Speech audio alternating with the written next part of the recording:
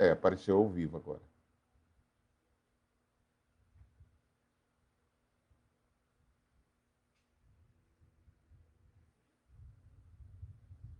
Mas agora acho que já acertou.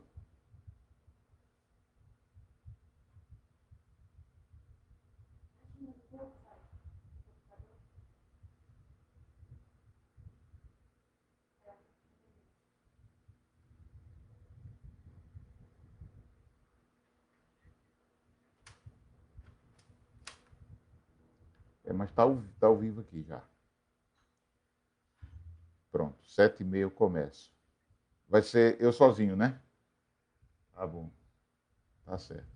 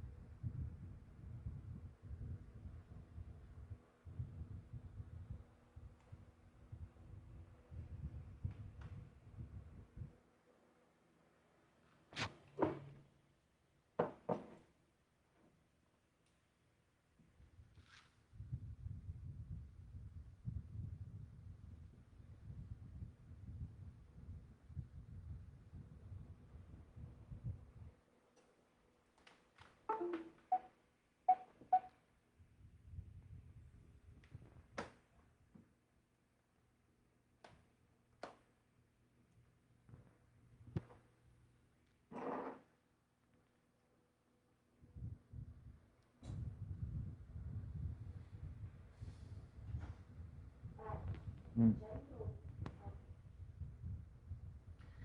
Uma boa noite a todos. Que nosso irmão maior Jesus, ele nos abençoe, nos ilumine e que todos nós sejamos merecedores da sua graça. Bem, aos amigos que formam o Instituto Espírita Recanto dos Pássaros, Instituição Espírita Recanto dos Pássaros, nosso boa noite e muito obrigado pela oportunidade de servir. Bem, meus irmãos, antes de nós iniciarmos a nossa conversa de hoje, eu gostaria de pedir a todos os nossos internautas, aquelas pessoas que estão nos assistindo, que pudéssemos elevar os nossos pensamentos a Deus e, em prece, roguemos ao nosso irmão maior Jesus a permissão para que seus mensageiros de luz possam nos iluminar e que esses mesmos mensageiros possam levar a todos aqueles que estão necessitados as suas bênçãos, as suas dádivas de bondade e que os nossos irmãos necessitados de ordem material, de ordem espiritual, eles sejam reconfortados com o seu infinito amor. Amado Jesus, fica conosco hoje e sempre. Bem, meus irmãos, nós fomos convidados aqui pelo IEP, ao qual nós já agradecemos e mais uma vez queremos agradecer essa oportunidade. E nós vamos conversar sobre uma parábola de Jesus, uma parábola que Jesus enunciou. As parábolas, Jesus ele tem essa característica. Jesus, ele, quando esteve aqui entre nós, ele procurava transmitir os seus ensinamentos através de parábolas. Isso é muito comum. Nós encontramos, tanto no Velho Testamento quanto no Novo Testamento, inúmeras parábolas que têm as suas representações.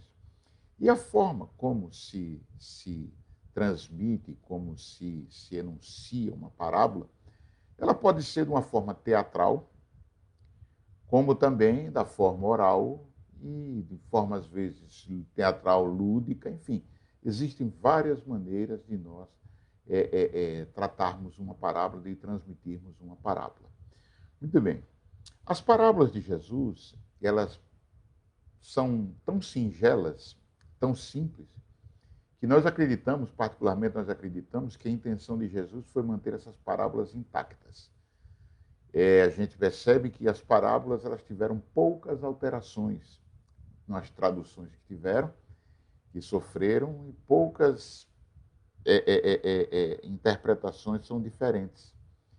E isso leva a gente a perceber que o ensino da parábola ele está guardado.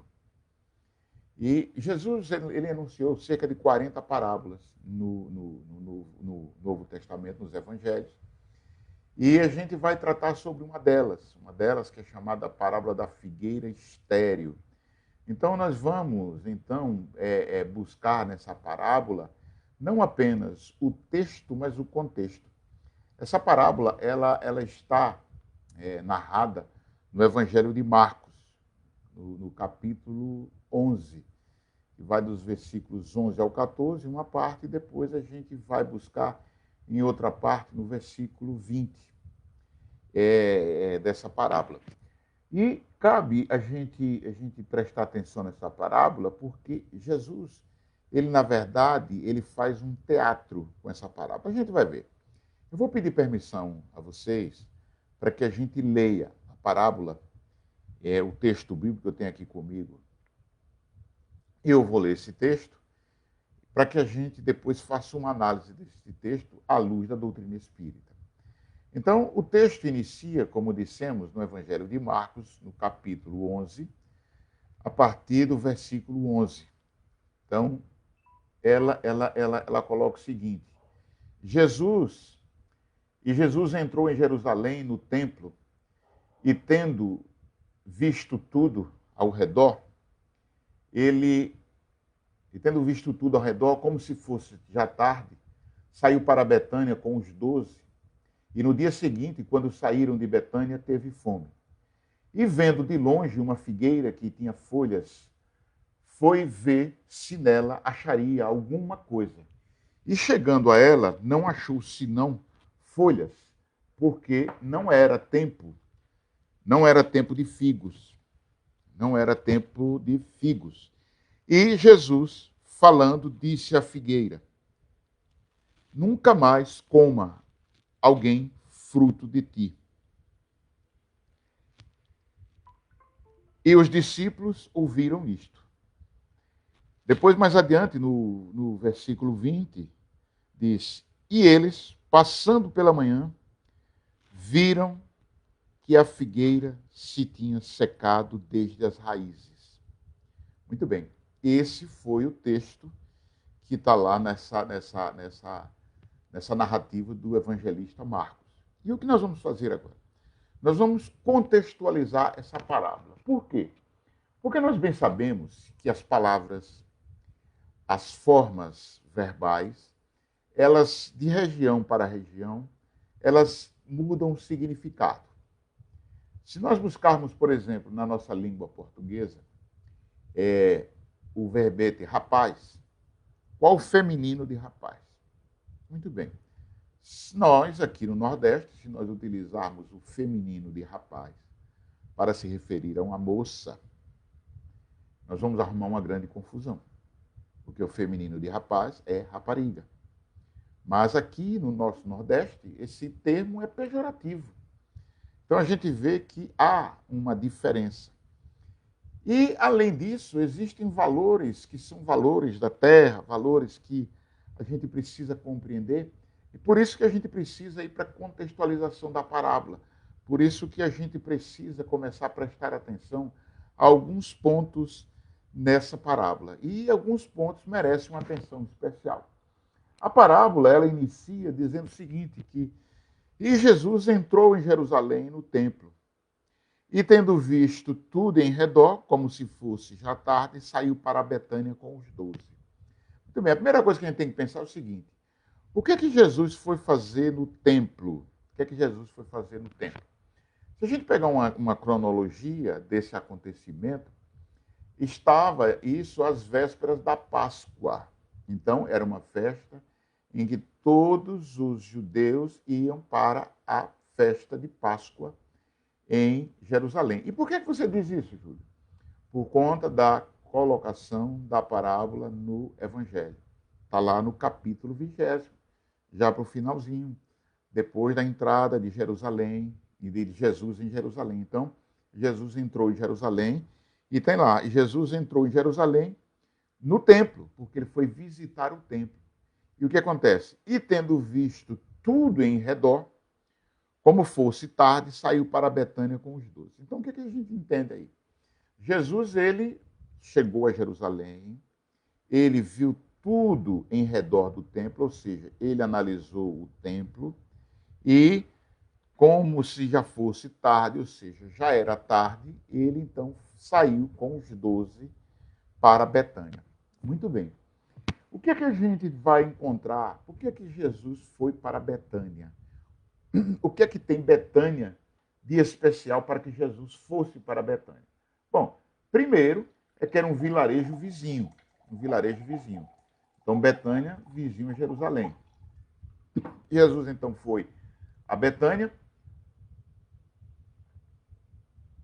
porque já era tarde e eles precisavam descansar. Não tinha sentido passar a noite em Jerusalém, ao relento.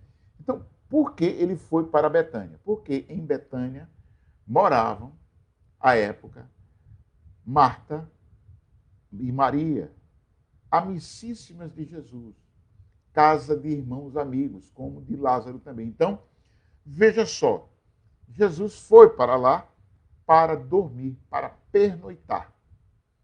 Aí a parábola, ela continua quando a narrativa diz o seguinte: e no dia seguinte, quando saíram de Betânia, teve fome. Então, veja só, a gente precisa analisar. Eles dormiram em Betânia, dormiram na casa de Marta e Maria. E no dia seguinte, quando saíram, ou seja, quando eles saíram da casa de Marta e Maria, ele teve fome. Teve fome. Agora vamos analisar, então, essas passagens depois, gradativamente. E o texto segue. Então ele saiu, teve fome, e vendo de longe uma figueira que tinha folhas, foi ver se nela acharia alguma coisa. E, chegando a ela, não achou senão folhas, porque não era tempo de figos. Então, e vendo de longe uma fogueira, ela não achou nada porque não era tempo de figos. Então, Jesus, falando, disse à figueira: nunca mais coma alguém fruto de ti. E os seus discípulos ouviram isto, ou seja, os discípulos ficaram admirados. Então, o que acontece? Vamos agora entrar nesses detalhes dessa parábola. A primeira coisa que a gente nota é o seguinte: e no dia seguinte, quando saíram de Betânia, teve fome. Bom, vamos agora analisar uma coisa. Nós, quando recebemos uma pessoa em nossa casa, e essa pessoa vai pernoitar em nossa casa, vai dormir em nossa casa, o que acontece? Essa pessoa, ela dorme lá e quando amanhece, que ela vai sair, que ela vai embora, que ela vai seguir o seu destino, é de praxe que a gente ofereça o quê a essa pessoa? A refeição, o café da manhã. E isso é uma tradição milenar. E não seria diferente. Então, o que acontece? Como amigos, Marta e Maria, com certeza, ofereceram a Jesus o repasto, o de jejum, o café da manhã. Então, isso é tão comum que os hotéis, a grande maioria deles, o café da manhã está incluso na diária, que é um costume que vem de milênios. Então, Jesus teve fome, ou seja, no dia seguinte, quando saíram de Betânia, ou seja, quando eles saíram da casa de Marta, ele teve fome. O que acontece? A gente não vai imaginar que Jesus seria tão guloso assim, de ter comido e imediatamente ter fome. Então, há algo aí para a gente analisar. há uma simbologia aí para ser analisada nessa parábola. Há uma simbologia. Qual é essa simbologia? Então, veja só, a gente vai estudando as parábolas, a gente vai buscando nas nossas anotações, a gente vai buscando os livros da codificação. Então, veja só, eu, lendo Nosso Lar, eu me lembrei dessa parábola, quando lá no capítulo 18 de Nosso Lar, André Luiz, ele diz assim, que o amor é o alimento da alma. Aí eu digo, puxa vida, será que não é isso? Jesus teve fome de amor? Jesus, porque na noite anterior, no dia anterior, ele tinha visitado Jerusalém e andou ao redor do templo. A gente imagina logo aquela fase que tem dos vendilhões do templo. A gente vendilhões do templo. Então, o que acontece? A gente vê que Jesus ele percebeu algo diferente naquelas citações, naquela situação que estava ali o povo. Então, veja só. Então, o amor é o alimento da alma, disse o André Luiz. Então, a gente viu isso e começou, então, a buscar nos evangelhos, a gente foi buscar nos evangelhos, lendo o Novo Testamento, a gente foi buscar a justificativa disso. E passando a leitura, então a gente encontrou, puxa vida, eu encontrei a razão para isso. A razão está em outra passagem de Jesus, que eu trouxe aqui anotada. Me permitam ler. Saíram, pois, da cidade e foram ter com ele. E, entretanto, os seus discípulos lhe rogaram, dizendo, Rabi, come. Ele, porém, lhes disse, uma comida tenho para comer, que vós não conheceis. Então, os discípulos diziam uns aos outros, trouxe-lhe, porventura, alguém algo de comer? Jesus disse-lhes, a minha comida é fazer a vontade daquele que me enviou e realizar a sua obra. Isso está em João, no capítulo 4, nos versículos 30 a 34. Aí eu juntei essas coisas. Olha, no dia seguinte, quando saiu de Betânia, ele teve fome. Ele teve fome. Então, ele teve fome e a gente percebe que André diz que o amor é o alimento da alma, que o amor é o alimento da alma. Então, o que acontece? Bom, como é isso, o alimento da alma? Será que foi isso mesmo que Jesus sentiu essa fome de amor? Aí a gente vai para o Novo Testamento, estude nessa passagem de João que eu acabei de narrar, a gente percebe que Jesus estava meditando um versículo anterior ao 30º, e que os discípulos dizem, quando eles saíram da cidade, foram ter com ele, ou seja, os discípulos foram encontrar Jesus, e os discípulos rogaram, mestre, Rabi, come, porque ele tinha passado um jejum. Então eles iam caminhar, iam para uma longa viagem, então ele precisava que o mestre estivesse alimentado. Então Jesus sempre aproveitava todo e qualquer momento para proferir o ensinamento. Ele disse, uma comida tenho para comer, que vós não conheceis. Aí os discípulos estranharam isso. O mestre está com alguma comida aí? Aí a pergunta que os discípulos se entrefizeram. Trouxe-lhe, porventura, alguém algo de comer? Ou seja, algum de nós, ou alguém, sabe se trouxeram algo para ele comer? Então, Jesus automaticamente respondeu que a minha comida é fazer a vontade daquele que me enviou e realizar a sua obra. Ou seja, olha o que é que Jesus coloca. Que a comida que ele estava era fazer a vontade do Pai, daquele que enviou, de Deus, e fazer essa obra. Então a gente começa a perceber que qual é a obra que Jesus veio fazer? Ensinar o amor. Então o amor é o alimento da alma. Então, nesse contexto, a parábola diz que ele, quando saiu de Betânia, teve fome, porque no dia anterior ele não encontrou esse alimento nas pessoas que estavam ali ao redor do templo em Jerusalém para a festa de Páscoa. Então a gente precisa entender isso como essa contextualização. Então, há na parábola uma série de símbolos.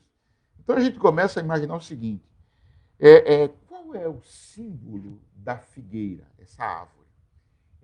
Árvores muito importantes naquele contexto ali da Judéia, porque nós temos a oliveira, que dá os frutos, que faziam azeite, servia ali, e o alimento também, que a figueira trazia a fonte de alimentação para muitos judeus. Então, aí, qual é o contexto, qual é o simbolismo que essa figueira traz?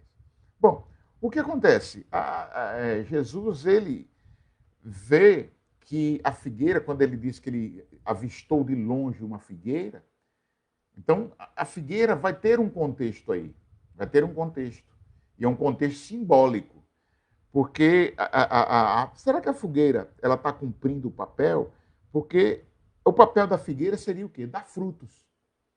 Então a gente encontrou uma citação de Oséias, ou um profeta no Velho Testamento, que ele fala da questão da figueira. E ele diz assim: achei a Israel como uvas no deserto. Vi a vossos pais como a fruta temporã da figueira no seu princípio. Mas eles foram para Baal-peor e se consagraram a essa vergonha e se tornaram abomináveis como aquilo que amaram. O que acontece aí? Então, qual é o simbolismo dessa figueira? Há essa comparação da figueira sempre com as árvores, com o homem comparado com a árvore. Então, os discípulos, eles sempre estavam ali sendo comparados com o sal da terra, com a luz do mundo. Então, a gente precisa começar a entender isso e a gente tem que voltar, então, um pouco até a parábola, porque na parábola tem um trecho que diz assim, que Jesus teve fome e o que acontece? Ele vendo de longe uma figueira que tinha folhas. Aí a gente começou a pensar, mas o que é que tem a ver? O que é que tem de tão espetáculo, de tanto destaque, uma árvore com folhas? Porque nos nossos bancos escolares, lá no nosso primário, já tem muito tempo, aí a gente dava definição. O que é uma árvore? É um ser vivo que tem raízes, caule, ramos, galhos, folhas, flores e frutos. É a árvore. Então, ter folhas é natural numa árvore. Então a gente foi pesquisar. Como a festa de Páscoa, ela ocorre num determinado tempo lá para os judeus, eu fui pesquisar e entrei num site aí, a gente tem o professor Google que ensina muita coisa, então num site aqui da Embrapa eu comecei a pesquisar sobre figueiras e vi uma curiosidade, que a época que nós comemoramos a Páscoa, a época da Páscoa, as figueiras não nascem, não têm folhas, as folhas estão caídas. Então, aquela figueira que foi vista, por isso que Jesus viu de longe uma figueira que tinha folhas, isso é que chamou a atenção de Jesus. Por que essa figueira tinha folhas? Jesus, um homem do campo, um homem conhecedor das forças da natureza, um espírito perfeito, então ele sabia que aquilo era algo anormal. E aquela figueira, ela não estava normal, não estava na sua normalidade, não era normal aquele ter folhas. Então ele foi ver se nela acharia alguma coisa. Mas é claro que não ia achar. Porque, por exemplo, nós aqui em Sergipe, no nosso Nordeste, se nós quisermos degustar um caju no mês de junho, nós não teremos caju. Porque o caju começou a temporada de caju agora. A florada começou agora. Nós vamos ter caju, já temos alguns cajus agora.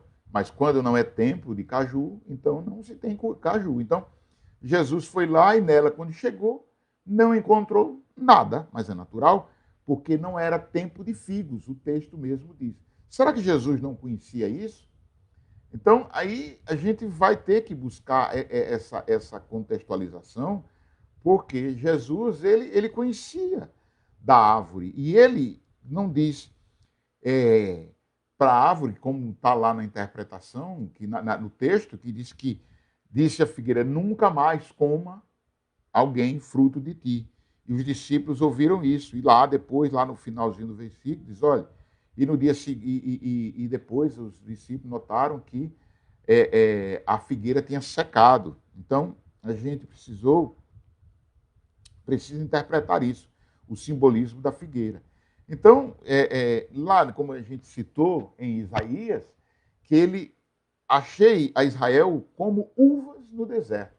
Não se cultiva uva no deserto. Então, era algo assim como a figueira, a fruta temporã da figueira, a fruta fora de época. Algo estranho, algo que não se deu. Então, qual é o simbolismo disso?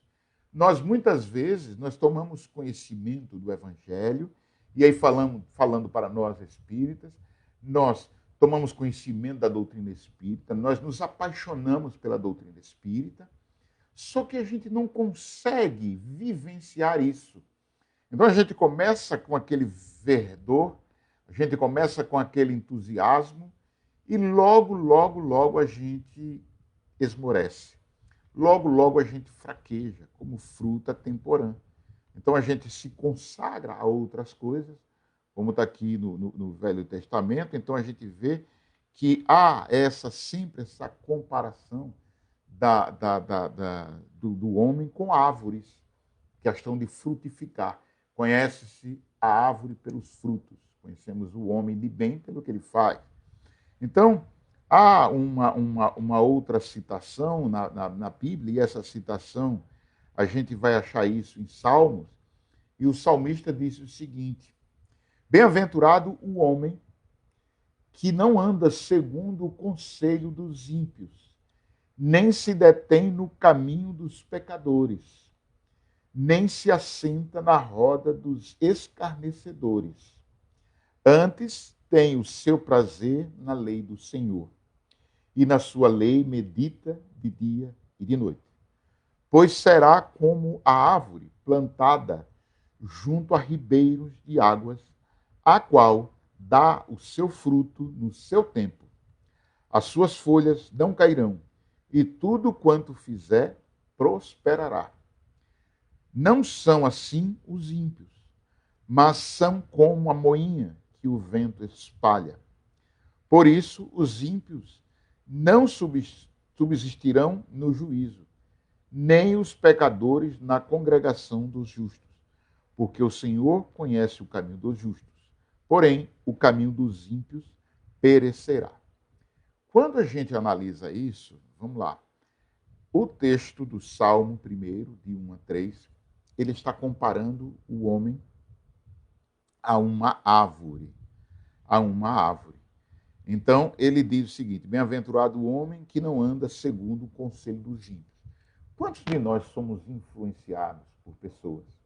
Quantos de nós tomamos aqueles conselhos dos encarnados e desencarnados, no caso das obsessões do plano espiritual para o plano material, e também de encarnado para encarnado? Quantas vezes nós somos influenciados por pessoas e nós estamos seguindo os conselhos dos ímpios? E a gente se detém nos caminhos dos pecadores. Nós nos encantamos muitas vezes com a vida mundana que nós levamos, que nos são apresentadas por algumas pessoas que vivem nela, e nós nos encantamos porque nós nos assentamos nessas rodas de escaneadores, ou seja, nós participamos. Quantas vezes nós participamos de assembleias que não são nobres? Quantas vezes nós nos pegamos em embates que não levam, não acrescentam a nada? Quantas divisões nós temos por nossa imprevidência em assim proceder? Então, veja só, antes tem o seu prazer na lei do Senhor, e na sua lei medita de dia e de noite. O que foi que o salmista quis dizer com isso?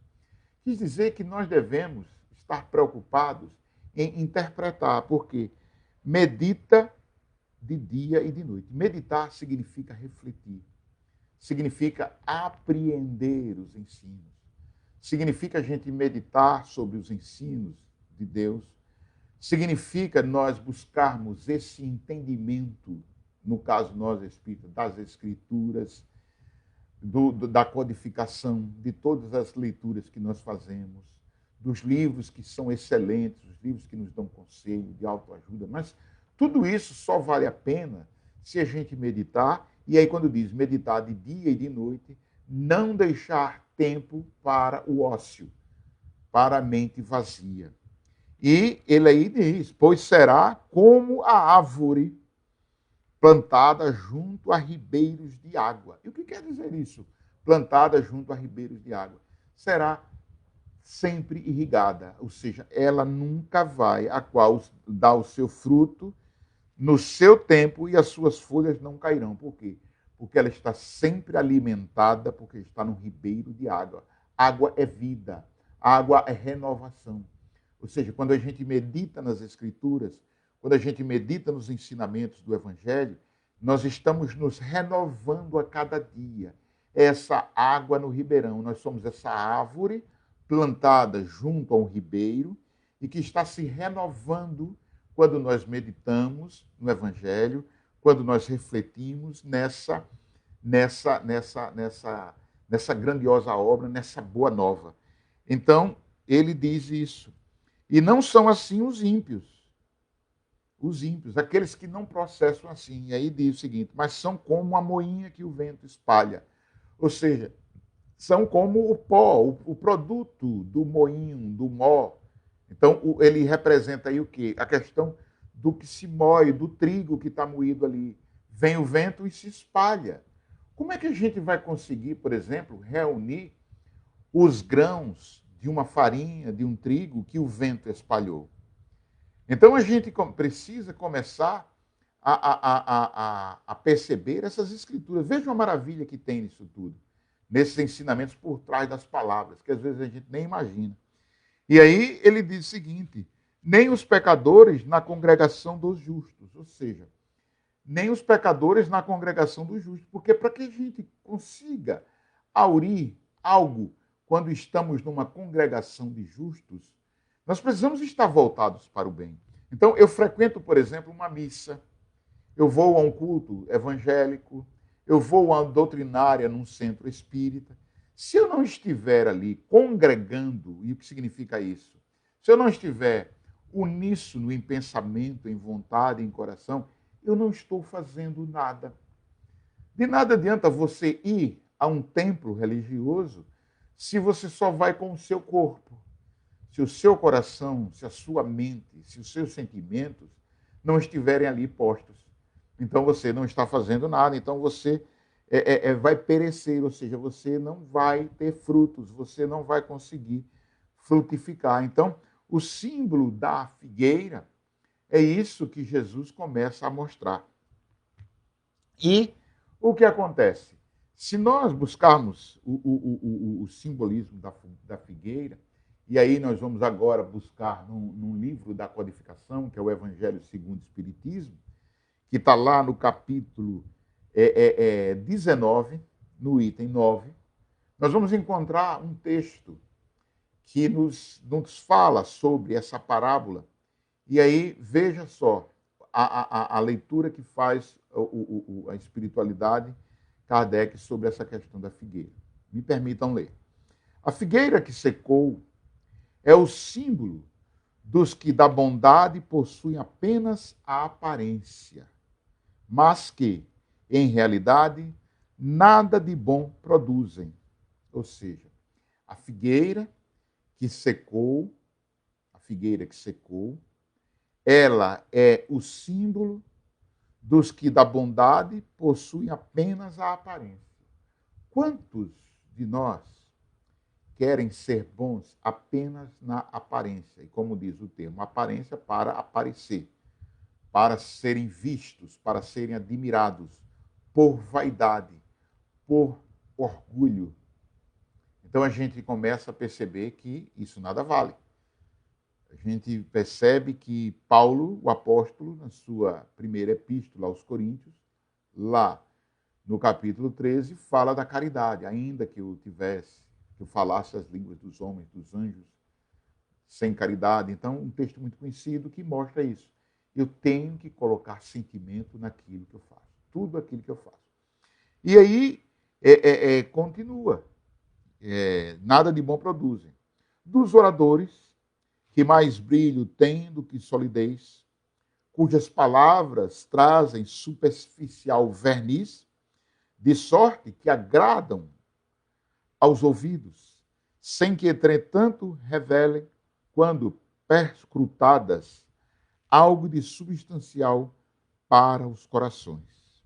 Ou seja, nada que a gente fale que não tenha sentimento. Não estou dizendo com isso que para se pregar o evangelho, para se levar ao evangelho, você tenha que ser perfeito. Mas você tem que se incomodar com as suas deficiências.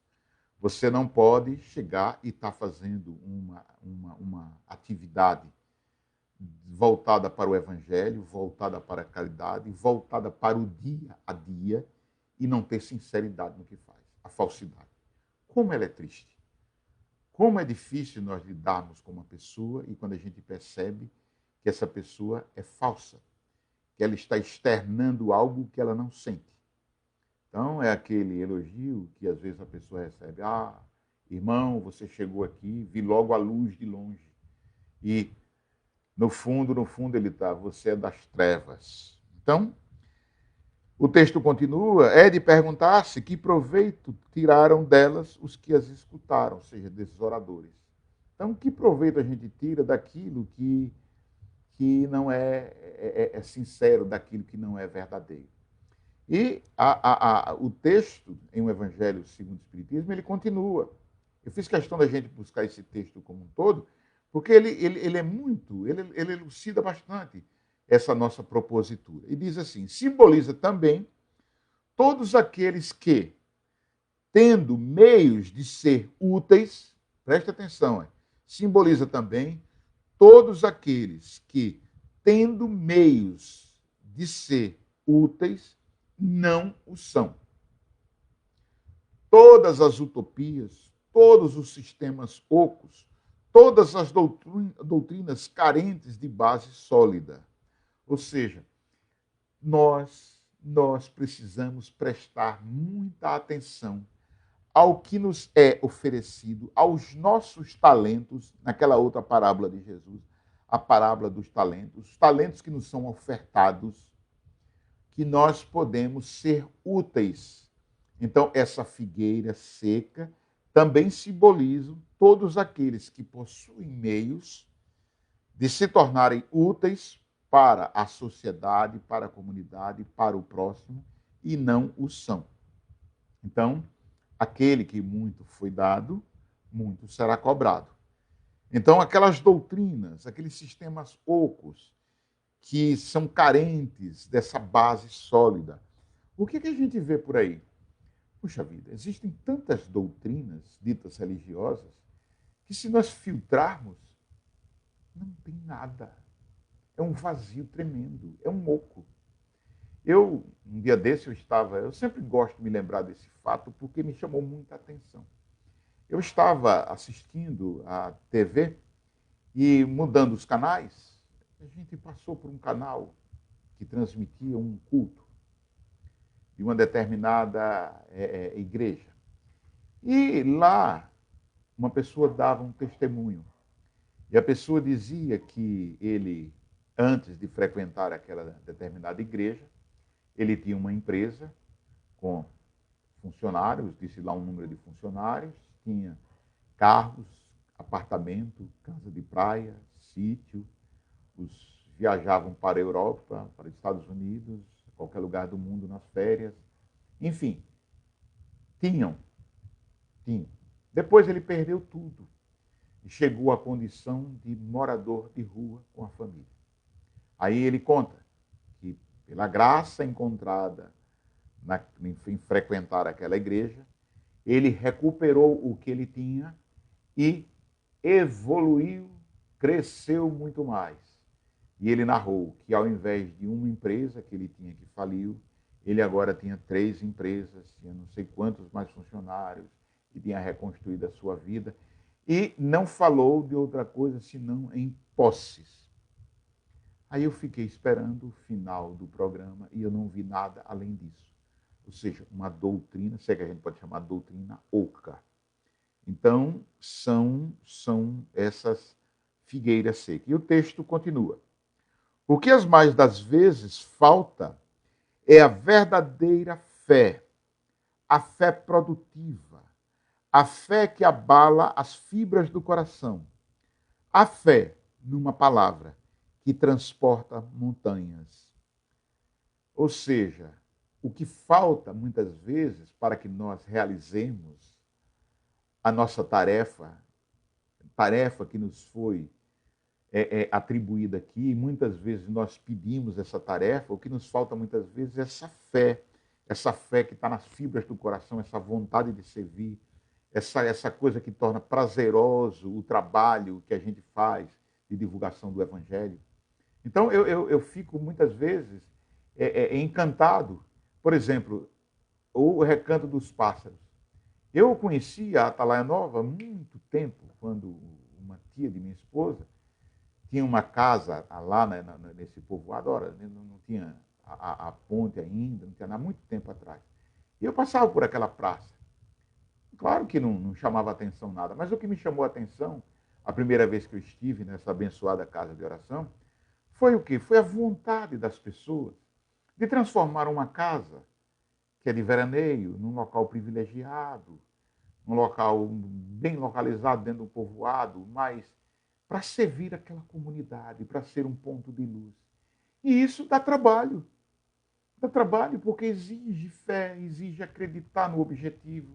Então, o Recanto dos Pássaros, como todas as outras casas espíritas, que são inúmeras, que a gente vê que são tão pequeninas, são tão simples, são tão humildes, mas que a gente vê a boa vontade das pessoas que nelas trabalham, que nelas dedicam a sua fé para tornar produtiva o trabalho na casa, para dar frutos.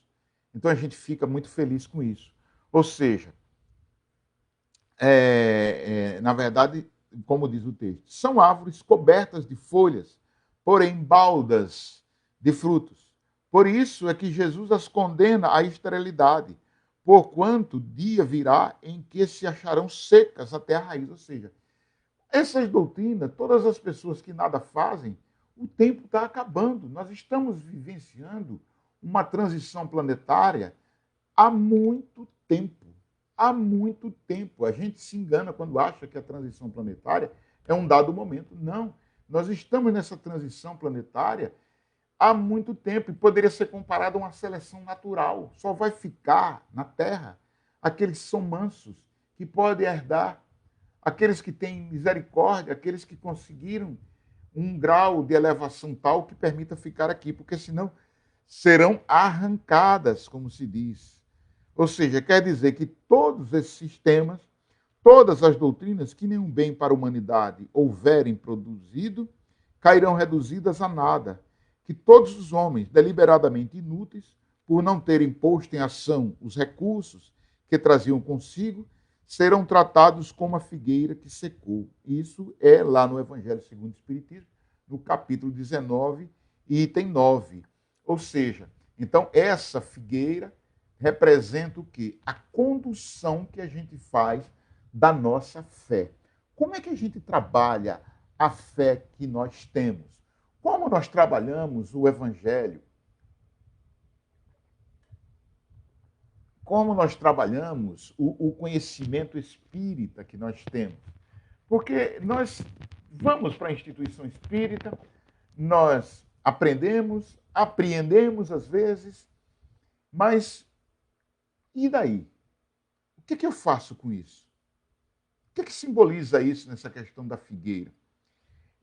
Então a gente vai ver o seguinte, que pouco adianta a gente ter conhecimento, a gente acreditar e até mesmo a gente ter fé, a gente confiar em Deus, tudo bem. Mas, vamos lá, o apóstolo Tiago, na sua segunda epístola, no capítulo 2 da epístola de Tiago, no capítulo 2, melhor dizendo, no versículo 26, Tiago deixa bem claro um chamamento de atenção para nós. Porque Tiago diz assim, porque assim Porque assim como o corpo sem espírito está morto, veja, porque assim como o corpo sem espírito, sem a essência, está morto, assim também a fé sem obras é morta. Então, veja só. O corpo sem a animação do espírito, sem a presença do espírito, nós espíritas entendemos muito bem isso, que o desencarne ele ocorre quando há o desligamento do espírito do corpo físico. Então, quando há esse desligamento, nós temos a morte. A morte, o corpo fica inerte. O corpo não serve mais para nada. Muito bem. Então, veja, olha o que Tiago diz. Porque assim, ele está comparando, assim como o corpo sem o espírito está morto, assim também, olha, assim também, ele compara de forma inconteste, assim também a fé sem obras é morta, ou seja, é inócua, não serve para nada. Não adianta eu ficar apenas na fé, não adianta eu ficar apenas acreditando em Deus, acreditando no bem, acreditando que o Evangelho é a porta de saída, que o Evangelho é a salvação, que Jesus é a salvação e outras crenças mais, e outras manifestações de fé, vamos colocar entre aspas. Essa fé sem obra nada vale. Nada vale. A gente vê muitas vezes que as pessoas têm demonstrações de fé que, me permitam, não é nenhuma crítica, cada um tem a liberdade de professar sua fé da forma que lhe convier, da forma que ele acha justa, mas a gente tem que colocar o raciocínio. Então, muitas das vezes, as pessoas acham que você acender uma vela, que você fazer uma longa caminhada, que você participar de uma procissão, de você... Enfim, eu respeito tudo isso porque são manifestações válidas. Como eu disse, cada um manifesta a sua religiosidade da forma que ele entende, Mas a gente precisa também avaliar isso, que é uma citação de um apóstolo de Jesus, e que ele diz textualmente que a fé sem obras, ela é morta. Façamos as nossas manifestações exteriores de fé. Acreditemos no poder da água fluidificada. Acreditemos no poder do passe. Acreditamos nos benefícios do Evangelho no lar. Acreditemos no benefício de uma meditação, de uma conduta reta, de uma conduta que não, a gente se esmere no Cristo, mas sobretudo, principalmente, que façamos obras. Porque tem muita gente por aí que não acredita em Deus, é ateu, como dizem aí, ateu de pai, mãe e parteira, e são pessoas que têm um coração grandioso. São pessoas que têm uma religiosidade pela questão das obras que praticam, muito, mas muito maior que muitos religiosos, ditos religiosos. Então a gente precisa compreender isso. Precisa compreender que esse simbolismo da figueira seca é também como nós conduzimos a nossa fé, como a gente conduz esse valor que é a fé. Então, essa figueira, a gente precisa compreender isso. Ou seja, o que é que a gente precisa entender? Que quando Jesus fez enunciou essa parábola, e veja que ele usou um teatro, porque ele utilizou-se de representações. Jesus foi um ator ali, ou seja, ele vinha caminhando, disse que teve fome, olhou para o campo, viu uma figueira que tinha folhas, a gente já viu por quê. Aí foi ver se nela tinha frutos. Amaldiçoou a figueira. Jesus não ia amaldiçoar um ser vivo, em hipótese alguma. Ele, como espírito perfeito, ele olhou para a figueira e viu que ela estava doente e irremediável. E disse que ninguém iria comer mais fruto dela, porque ele sabia que ela iria perecer, que iria secar até as raízes, como observou Pedro, o apóstolo. Ela iria secar até as raízes. Mas não porque ele a amaldiçoou. Então ele aproveitou disso para deixar ali o simbolismo para as pessoas, para que a gente analisasse, para que a gente percebesse. Então, o que acontece? Nós temos grandes ensinos nas Escrituras em que a gente precisa do apoio da interpretação para que a gente verifique a importância do ensino. Então, veja bem, figueira, Jesus fala dos frutos. Então, o fruto que alimenta, o fruto que é alimento. Aí a gente vai lá para uma passagem que tem do apóstolo Paulo, na epístola que ele fez à igreja de Gálatas, está lá no capítulo 5, no versículo 22. E Paulo diz assim, mas o fruto do Espírito, é isso mesmo, mas o fruto do Espírito é o amor.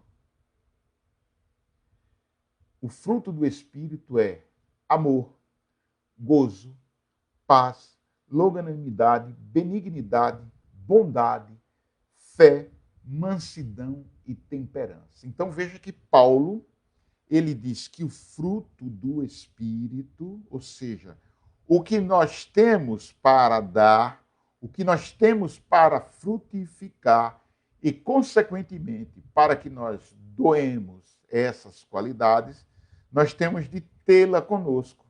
E ele começa logo o quê? Que é amor. É gozo, é alegria, é paz de espírito, benignidade, o sentimento de bondade, é fé, é crença firme, fiel, é mansidão, temperança, a persistência, porque ele sabe que a caminhada nossa não é fácil. Então, Paulo diz tudo isso no seu evangelho, na sua carta aos Gálatas. Então, a gente percebe esses ensinamentos que simbolizam, então, a figueira, agora na parte do fruto. E a gente vai buscar, agora, para a gente já se encaminhando para a conclusão da nossa reflexão da noite de hoje, eu vou buscar Emmanuel, esse espírito de Escol, o mentor de Chico Xavier. E na série Emmanuel, aqueles livrinhos que a gente tem, cada capítulo uma lição, cada capítulo um texto, que são todos muito elucidativos, e esses textos, Emmanuel, ele complementa, ele comenta uma passagem do Evangelho. Então, nós temos, inclusive, a FEB editou essa série Emmanuel, em que está separado por cada evangelho. Então, Emmanuel comenta Mateus, comenta Lucas, comenta Marcos, comenta Atos dos Apóstolos. Então, que é uma compilação desses livros. Então, no livro, que é um livro espetáculo, que é chamado de Fonte Viva, e é realmente uma fonte viva de ensinamentos, de muito aprendizado para nós, se a gente meditar nesses ensinamentos. Nós vamos encontrar no Fonte Viva, salvo engano, é no capítulo 18, lá na lição número 18, nós vamos encontrar o seguinte, Emmanuel, lá já no finalzinho da lição, ele diz assim, não apenas flores, mas também frutos. Não somente ensino continuado, mas igualmente demonstração ativa. A gente pegou só essa parte, porque veja só, o que é que Emmanuel está dizendo? Não apenas flores. Flores é o que enfeita, o que embeleza. Então, não tenhamos tão somente as flores sobre nós, não tenhamos somente a beleza exterior do Evangelho sobre nós, mas também frutos. Frutos significa alimento, significa doação, significa saciar. Estejamos nós saciados do Evangelho, plenamente preenchidos, como também que nós possamos doar isso. Aí, não somente ensino continuado, ou seja, porque muitas das vezes nós ensinamos, E aí eu digo isso para nós que fazemos palestras, para aqueles que estão coordenando os cursos de estudos nas casas espíritas e em diversas instituições religiosas. Não somente ensino continuado, mas igualmente demonstração ativa. O que é isso? Aquilo que Jesus marcou. Exemplo.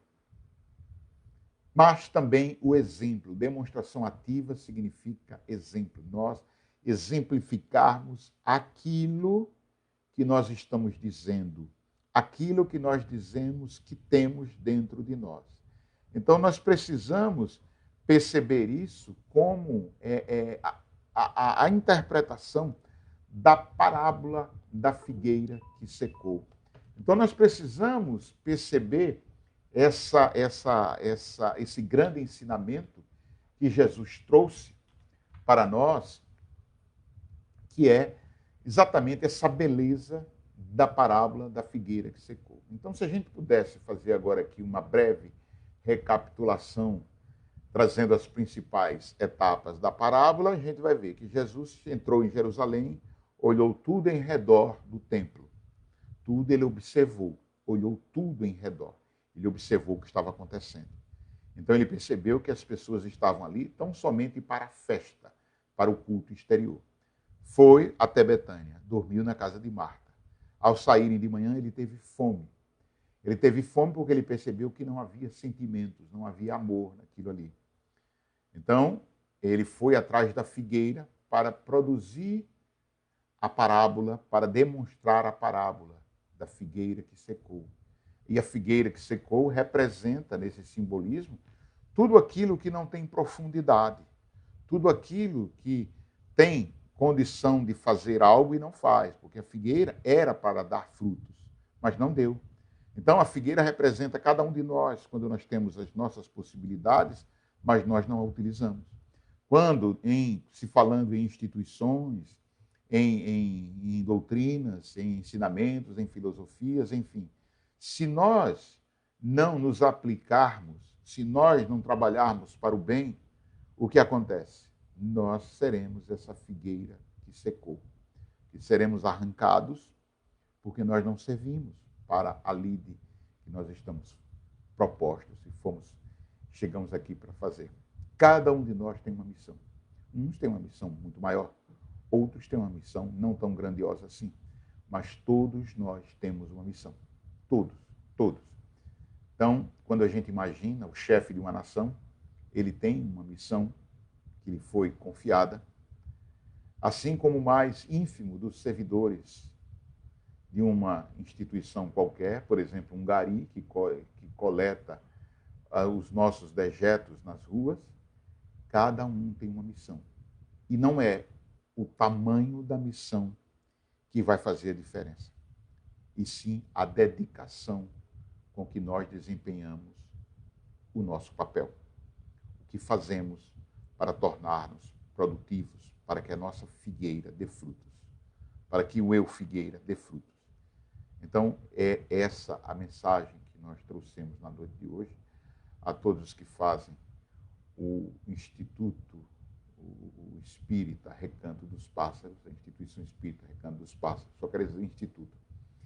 E nós queremos agradecer a todos vocês, na pessoa do Eduardo, a todos os que fazem essa instituição maravilhosa e, como nós estamos devendo uma visita, que nós marcamos, né, Eduardo? Uma visita, mas nós tivemos a pandemia, nós tivemos uma cirurgia, aliás, duas, e vamos fazer uma terceira agora, nesse mês, agora, que começa amanhã, não sei quando, mas nós agradecemos de coração mesmo, a todos vocês, tá bom? Então, que Jesus nos abençoe, um grande abraço, e assim como nós iniciamos com a prece, nós queremos convidar a todos nós para que, em prece, nós roguemos a Jesus, o nosso irmão maior, que nos cubra de paz, de luz nessa noite. E que sejamos merecedores e, principalmente, que estejamos abertos aos ensinamentos que iremos receber da espiritualidade maior durante o sono do corpo, em que os nossos corações, nosso eu, o espírito de cada um de nós vá a essas paragens e tragam no amanhã forças para que caminhemos segundo a sua vontade, Senhor. Fica conosco hoje, amanhã e sempre. Que assim seja.